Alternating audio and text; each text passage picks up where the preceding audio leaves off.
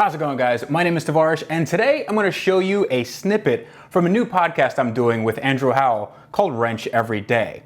Now, we're going to be posting this every single weekday on the Wrench Every Day channel, so be sure to subscribe, like, and ask us lots and lots of questions, because we're going to be talking about tools, wrenching, engine swaps, and everything having to do with cars and car culture. So check it out in the link below.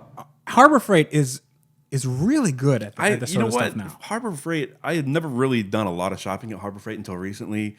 What a magical place. It is like it's like a toy store. That excitement that you got when you went to a toy store when you were 8. That's the same excitement you get when you go to Harbor Freight. Like, I didn't know I need this, but now I knew. It's like they have giant bins of 10 mil sockets. Yes. You can just get fistfuls of 10s. Yes. And you can get color-coded sockets. You can get 12 points. And they're all pretty good. Yeah, the color-coded sockets are amazing. I think they're called. Yeah. I think they're Pittsburgh. Right. Oh, well, man. I mean, they're definitely not made in Pittsburgh. Well, let's be completely honest here. Pittsburgh, China. Yeah, exactly. But those are fantastic. Mm-hmm. Yeah. So they're good, and they'll be good enough. Obviously, if you're going to be going to any sort of professional mechanic shop, like you're going to be working, you definitely don't want to get those because with abuse and whatever, they'll break. You want something a little more. Plus, you're showing up to a professional shop with rainbow-colored sockets. It's like showing up to art class with a box of crayons. Listen, if the art class is just about crayon paintings, I don't know, you don't paint with crayons, but crayon artistry, then I think it's fine. I mean, I don't care about the color coding, but it's just the type of metal that they use and whatever. It strips easily. And yeah, so you're going to want to get something that can take the torture. But for a home wrencher, for a DIYer, that is just perfect.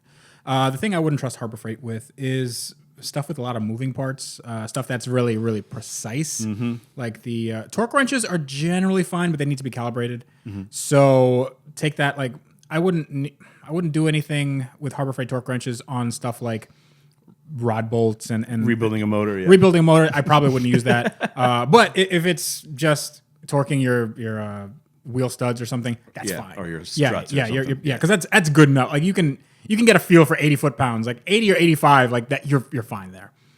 So Harbor Freight is really good. You can save a lot of money. By the way, this podcast is not sponsored by Harbor Freight. Even though if Harbor Freight wants to get in on this great deal, then you know where to reach me.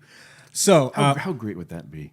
That would be great. They retweeted me a few times. Really? Yeah. They're really good on Twitter, actually. Huh. Yeah. They retweeted me because I posted a picture of a Tesla in front of Harbor Freight because I rented one with Turo. Right. This is just a crazy product placement today. And they retweeted me, and I also posted a bunch of stuff with my Aston Martin and just kind of interesting cars in front of Harbor Freight. Like, I'm doing a Harbor Freight run in my exotic today.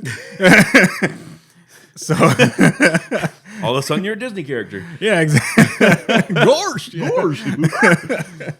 Oh, yuck. Yeah. So Goofy's gonna hook you up.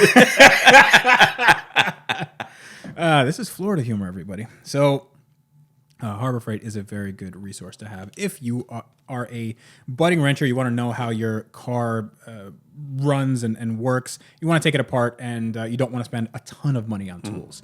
Now, as